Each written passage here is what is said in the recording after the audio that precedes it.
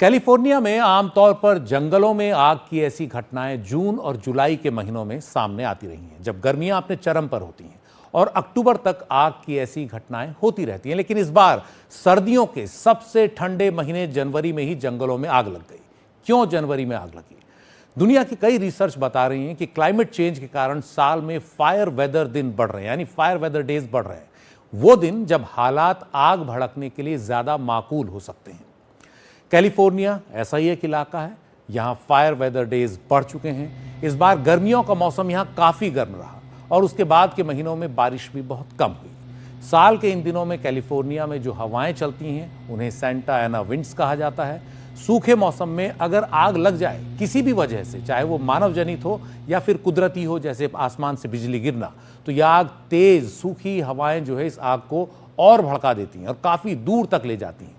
जो चिंगारियां हैं, जो जली हुई पत्तियां हैं, वो दूर तक जाती हैं और ये हवाएं दक्षिणी कैलिफोर्निया के अंदरूनी इलाकों से तट की ओर चलती हैं। और इस महीने बीते एक दशक में कैलिफोर्निया में इन हवाओं की रफ्तार सबसे अधिक रही, 150 किलोमीटर प्रति घंटा तक पहुंच गई। ये हवाएं अभी और चलेंगी, इसलिए आग कुछ और दिन खींच सकती है।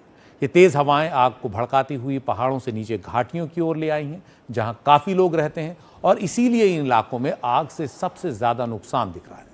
कैलिफोर्निया में करीब एक दशक तक सूखा रहा। ये ध्यान देने की बात है कि कैलिफोर्निया काफ़ी सूखा इलाका है, पानी का संकट यहाँ बहुत सामने आता है। 2 साल पहले ये सूखा खत्म हुआ। नमी के साथ इन इलाकों में तेज़ी से झाड़ियाँ और पेड़ बड़े हुए और जब वो सूखे उसके बाद तो आग के लिए सबसे अच्छा ईंधन साबित हुए। इसके बाद पिछली गर्मियाँ काफ़ी ज़्यादा गर्म रहीं जो अभी गुजरी, और उसके बाद बारिश के मौसम में बारिश औसत से बहुत कम हुई और फिर सर्दियाँ भी सूखी ही रहीं अभी तक। और सेंटा एना हवाएं जो चलती हैं वो अंदरूनी इलाकों से उच्च दबाव के कारण वो सूखी हवाओं को तट की ओर लाती हैं, कोस्ट की तरफ लाती हैं और आग को भड़काती हैं किसी भी वजह से, अगर कोई आग जंगलों में लग जाए। इन हवाओं से पहाड़ों और घाटियों में पेड़ पौधों में नमी कम हो जाती है, सूखी हवाएं, शुष्क हवाएं होती हैं, वो सूखने लगते हैं। और लॉस एंजलिस के ठीक उत्तर पश्चिम की ओर सेंटा मोनिका माउंटेन्स लगे हैं। इन इलाकों में आग भड़कने की संभावना बढ़ जाती है। सेंटा मोनिका और सैन गैब्रियल पहाड़ियों की तीखी ढलानें और घाटियां आग भड़कने की आशंका को और बढ़ा देती हैं। दक्षिणी कैलिफोर्निया में आग से जानमाल का नुकसान बढ़ने की एक और वजह है, वो ये कि ग्रेटर लॉस एंजलिस इलाके में पहाड़ियों के साथ काफ़ी आबादी बढ़ गई है। जैसा भारत में भी हो रहा, इलाका खूबसूरत है, जंगल के करीब है, तो हम घर बनाने लगते हैं और कई बार फिर इस तरह की कुदरती आपदाओं का शिकार बनते हैं, मानव जनित आपदाओं का शिकार बनते हैं। ये जिन इलाके जहाँ पर काफ़ी ज़्यादा आबादी बसी है, अमेरिका में सबसे महंगे इलाके माने जाते हैं। अमेरिका की कई जानी मानी हस्तियाँ, ख़ासतौर पर हॉलीवुड की हस्तियों ने यहाँ अपने घर बनाए हुए हैं। इन इलाकों में बसावट से जंगल की आग और भयानक हो जाती है, आग लगने की आशंकाएँ बढ़ जाती हैं। अमेरिका के वन विभाग की एक रिसर्च के मुताबिक वहाँ के जंगलों में आग की 85% वजह मानव जनित है, यानी इंसानी कारणों से आग लगती है। जैसे छुट्टी पर गए, टेंटिंग की और उसके बाद टेंट जब उखाड़ के आप चल दिए तो पीछे कैंप फायर के बाद जो आग है आपने ठीक से बुझाई नहीं और फिर वो हवा के साथ जंगलों में लग गई और जंगलों में आग फैलती चली गई। कूड़ा जलाने से भी, अगर आप उसको ठीक से नहीं बुझाते हैं, वैसे कूड़ा जलाना ठीक बात नहीं। बिजली के उपकरणों के इस्तेमाल से चिंगारी होती है, अर्धजली सिगरेट फेंकने से आग लग जाती है और इसके अलावा कुदरती वजह भी हैं, जैसे बिजली गिर सकती है, इससे भी आग लग सकती है जंगल में। फिर बिजली के तार जंगल से होकर जा रहे हैं, उनमें स्पार्किंग होती है तेज़ हवाओं के कारण और वो भी आग का कारण बनती है अगर तार आपस में टकराते हैं।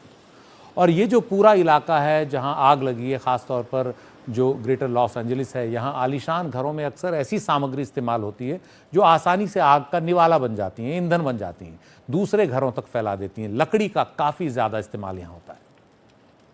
We continue to be in red flag conditions, and we expect that to be through Thursday, with variable and high wind speeds.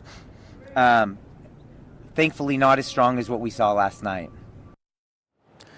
तो कैलिफोर्निया, दक्षिणी कैलिफोर्निया में जो ये आग लगी हुई है अलग अलग जगहों पर, इससे लॉस एंजलिस का कितना बड़ा इलाका अभी तक चपेट में आया है, इसका अंदाज़ा आप इस ग्राफिक से लगा सकते हैं। ये आग अब तक 29,000 एकड़ से ज़्यादा इलाके में फैली है, जो फ्लोरिडा के डिज्नी वर्ल्ड के बराबर है या फिर अमेरिका के मैनहट्टन आइलैंड से 2 गुनी बड़ी है। अमेरिका के लोग इसको ज़्यादा बेहतर समझेंगे कितने बड़े इलाके में लॉस एंजलिस में आग लगी हुई है अगर क्षेत्रफल के हिसाब से देखें। कैलिफोर्निया के जंगलों में आग लगना कोई अनहोनी घटना नहीं है। जैसा हमने पहले बताया, काफ़ी सूखा यहाँ पड़ता है, हमेशा से यहाँ के जंगलों में आग लगती रही है और इससे पहले इससे भी भयानक आग हादसे वहाँ हो चुके हैं। और एक ग्राफिक्स हम आपको दिखाते हैं कि किस तरह पिछले कुछ सालों में आग हादसे वहाँ हुए हैं। 2017-18 दो ग्राफिक्स हैं यहाँ। ऊपर जो जला हुआ इलाका है वो एकड़ में दिखाया है क्षेत्रफल, और नीचे कितना नुकसान हुआ घरों को वो है। 2017-18 में आप देखेंगे जो आग लगी उसने इस बार अब तक की आग से कहीं ज़्यादा बड़े इलाके को अपनी चपेट में लिया था। और नीचे ग्रे रंग से आप जो देख रहे हैं, बहुत ज़्यादा ढांचों को या मकानों को नुकसान हुआ उस आग से, काफ़ी ज़्यादा। 2018 की आग में तो बहुत ज़्यादा नुकसान हुआ। इसका मतलब है कि वो रिहायशी इलाकों के करीब लगी वो आग। 23,000 ढांचे 2018 की आग में बर्बाद हुए। और अगर उसके बाद 2019 देखें तो आग उतनी भयानक नहीं थी, नुकसान भी उतना ज़्यादा नहीं हुआ। 2020 की आग बहुत भयानक थी, इसमें 43,000 एकड़ से ज़्यादा इलाका आग में स्वाहा हो गया। आप देख सकते हैं लाल रंग से कितना बड़ा इलाका जला एकड़ में। और इस साल जो है 11,000 से ज़्यादा मकान आग की भेंट चढ़े। थोड़ा मकान कम जले, उसकी वजह ये हो सकती है कि आग ने जंगल को ज़्यादा निशाना बनाया रिहायशी इलाकों के मुकाबले। 2021 की आग भी 25 लाख एकड़ से ज़्यादा इलाके में फैली।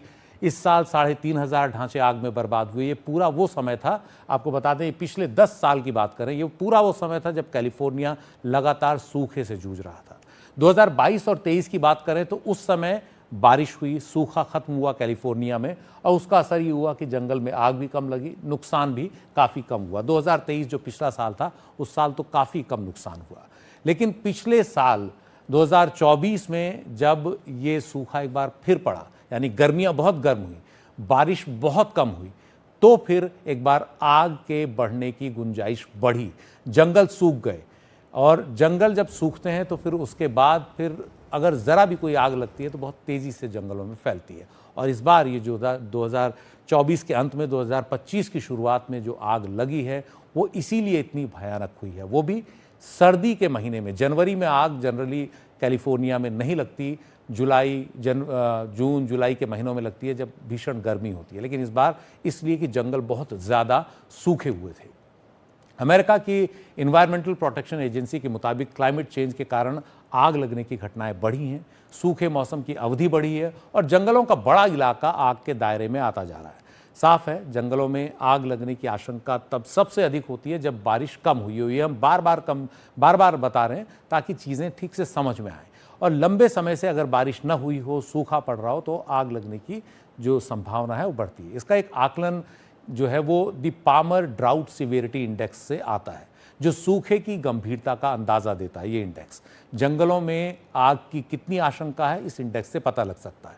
तापमान और बारिश के डेटा के आधार पर यह इंडेक्स तैयार होता है। अमेरिका में ताज़ा PDSI इंडेक्स हमें नवंबर 2024 का मिला, जो साफ बता रहा है कि कैलिफोर्निया का एक बड़ा इलाका सूखे की चपेट में जा रहा था। अगर आप यहाँ देखें तो कैलिफोर्निया का बड़ा इलाका सूखे की चपेट में है और इसके अलावा काफ़ी सारे और इलाके भी जो हैं दक्षिण में वो सूखे की चपेट में हैं। और ये इंडेक्स बता रहा है कि इन इलाकों में, जंगलों में अगर आग लगी है तो वो कभी भी भयानक हो सकती है।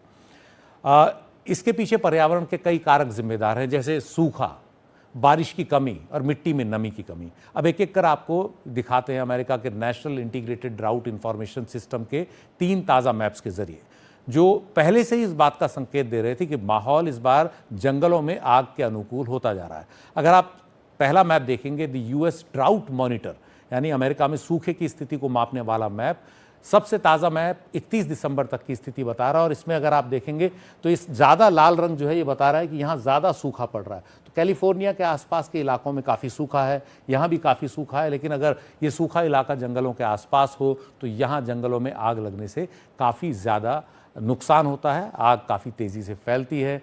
तो DO अगर आप देखेंगे, D0, तो वो वाले इलाके हैं पीले रंग से जहां सूखा आ सकता है, और जो रंग जितना गाढ़ा होता जा रहा है वहां उतना ज़्यादा सूखा है, उसकी डिग्री उतनी ज़्यादा बढ़ती जा रही है। और हमने बताया कि आपको दक्षिण कैलिफोर्निया में किस तरह से इसमें गाढ़ा लाल रंग और थोड़ा गहरा भूरा रंग जो है वो आ रहा है। और इस दौरान नदी नालों में जो झील है उनमें भी पानी कम हो जाता है और स्थितियां आग भड़कने के अनुकूल होती हैं। एक और मैप प्रेसिपिटेशन का, यानी बारिश की स्थिति को दिखाता है। किसी इलाके में लंबे समय तक बारिश ना हो तो सूखे की स्थिति बनती है। अमेरिका में अधिकतर जगहों पर आप देखेंगे सूखा पड़ा हुआ है जहां बारिश भी कम हुई है। जो इलाका जितना सफ़ेद है वहाँ बारिश उतनी कम हुई है। आप देखेंगे सफ़ेद इलाके वो हैं जहाँ सबसे ज़्यादा आपको भूरा रंग दिखाई दिया था, यानी ड्राउट सबसे ज़्यादा था। आपको तीसरा मैप दिखाते हैं, सॉयल मॉइस्चर मैप।